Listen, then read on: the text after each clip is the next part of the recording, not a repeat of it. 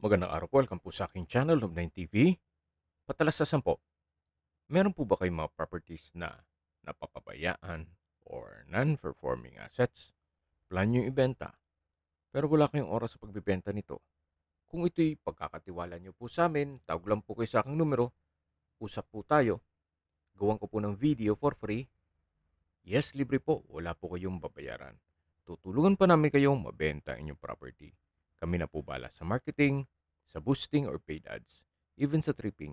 Hindi na po kayo mapapagod sa pag-entertain ng mga buyers. Kami na po bala sa lahat.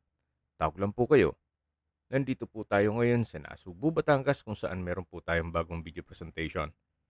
Isang private farm resort na may lot area 3,221 square meters. Ito po ay corner lot along Barangay Road at meron pong mountain view. May access na rin po dito ng tubig, kuryente at sa internet provider naman po, magpapa-connect na lang kayo. Tungkol naman sa dokumento nito, ito po ay titulado, kaya wala po kayong maging problema sa documentation o sa transfer ng title. Napakatahimik po ng lugar, sariwang hangin, at sa klima naman po, banayad lang, hindi naman siya ganun kainit at hindi naman ganun kalamig. Ang kagandahan po dito sa property ay meron na po kayong main house, guest house, swimming pool, fish pond, at farm lot. Dito po sa harapan ay naka-concrete fence na po. Then sa likod po niyan ay yung swimming pool.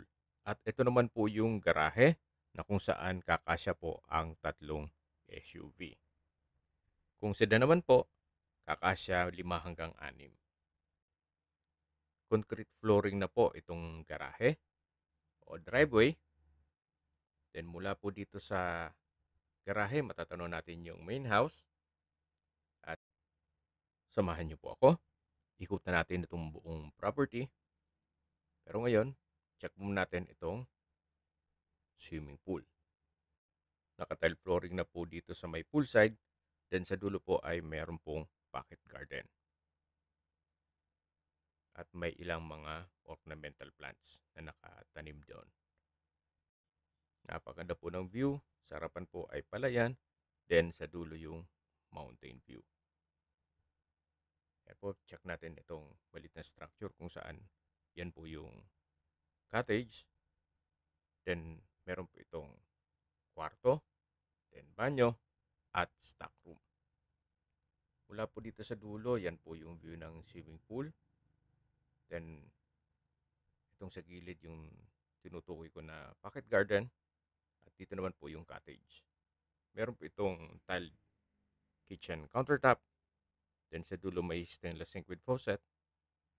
At naka-tiled flooring na rin po dito. Made of bamboo po itong wall at railing.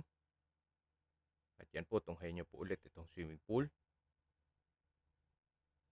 So far, well-maintained naman ito. Kaya wala po kayong ipapagawa dito. Meron po ditong banyo na maayos naman ang toilet fixtures. At dito naman po yung shower room. Dito po sa dulo ay meron pong maliit na kwarto. At pwede na po ito para sa inyong magiging caretaker. At least kompleto na siya dito sa labas. May banyo at kusina. Dito naman po yung filtration at pump room. So, kompleto rin po ang makagamitan para sa swimming pool. Tunghayin niyo po ulit itong swimming pool bago tayo pumasok dun sa mga bahay. Yan po ulit yung poolside. Then sa dulo yung cottage. May rice field at mountain view. Yan po, napakaliwalas, napagandang pagmasdan. Iba pa rin po pag lumalayo tayo sa syudad. Napaka-peaceful at quiet nitong area. Ito po yung tinutukoy ko kanina na garahe. At dito na po yung mga bahay. Dito po sa gitna ay malaki pang espasyo. At magandang pong lagyan ng string lights. Diyan sa gitna. So ito po yung tinutukoy ko na main house. At dito naman yung guest house. Pero unahin po muna natin itong main house. Meron po itong concrete pathways. Then, ito po'y concrete ang structure. Then, meron pong setback hanggang sa dulo yan. Then, ito po yung corner side na kung saan barangay road po yan. At meron ding mountain view. Palibot po yan, puro palayan. Kaya sabi ko sa inyo, napakatahimik po dito. Walang ganong kapitbahay. Ito po yung side view ng bahay. Then, babalik po ulit tayo at papasok tayo. Meron pong ilang steps na stairs dito. Kahit senior citizen ay kakayanin pa naman. Dito po yung balkonahe na nakasawali itong ceiling. At dito naman po yung dining area. Then, meron pong breakfast nook at yung formal kitchen. Then, lahat pong materials dito sa side na to ay made of bamboo. Kahit po itong molding dito sa glass windows, even dito sa sliding glass door, ay made of bamboo. Yan po. Pasok po tayo dito sa kwarto. Napakalinis po. Maayos ang pintura ng ceiling at wall. At maaliwalas. Maganda setup. Open concept lang. Tungkol sa gagamitan, wala pong nabanggit sa akin kung kasama po lahat ng furnishings dito. Even yung aircon. Yan po yung sliding glass door. Meron pong glass windows na nag-serve as natural sunlight. Then dito naman po yung side nung glass window sa part ng kitchen. Ito pong split type aircon for sure. Sasama na yan kasi masisira yung structure pag tinanggal pa yan. So meron po itong sariling toilet and bath. May bathroom countertop, hand basin, vanity mirror, outlet. Then meron pong hot and cold shower, shower enclosure. Then naka-tile bathroom wall. At meron po itong bathroom window. Labas po tayo. So dito naman po ay meron pong access door na papunta sa kusina kung saan dyan po tayo galing kanina. Yan po yung dining set o dining area at ito po yung breakfast nook. Kung sakali man po magustuhan nyo itong mga kagamitan nila, pwede naman nating i-negotiate ito. So mula po dito sa formal kitchen, meron pong ilang steps na hagdan din dito papunta dito sa dulo nitong open space at ito po yung tinutukoy ko na fish pond. At sa dulo po yung farm lot na kung saan along barangay road din po yan. Napakalawak pa po. At tungkol naman sa isda dito sa loob ng fish pond, hindi ko lang alam kung anong meron dyan. Pero usually, pag ganito po ay tilapia, hito o dalag. Doon lang naman ang less maintenance sa mga isda. So yan po yung guest house at ito po yung open space na in between itong dalawang bahay. Yan po yung main house na kung saan galing na tayo dyan kanina. May concrete na pathway dito at dito naman po yung another structure na kung saan same design lang po. May balkonahe, made of bamboo po itong moldura. Then ito na po yung first bedroom.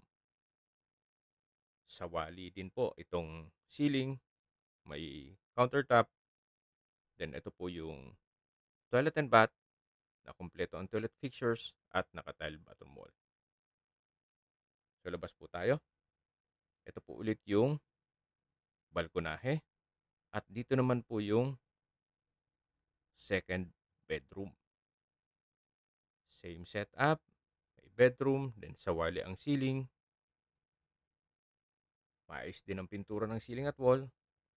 May kapis na bintana. May countertop. Then, toilet and bath. Na kung saan maayos din po ang toilet fixtures nito. May hot and cold shower at bathroom window. Ito po yung pangalawang kwarto.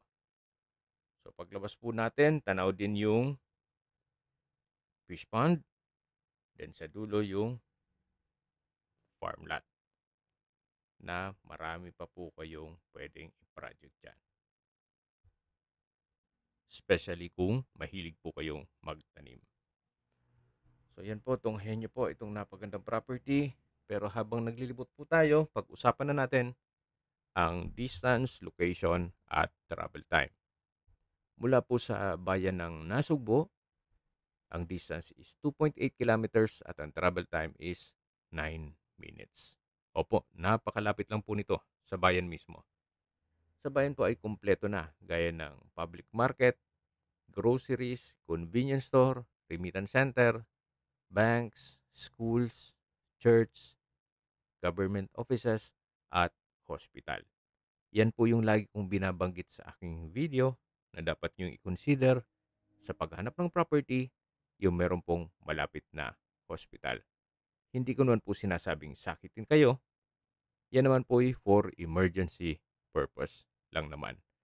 At mula naman po sa mga beach resort dito sa Nasugbo, ang distance ay mga 3 kilometers at ang travel time is 10 minutes.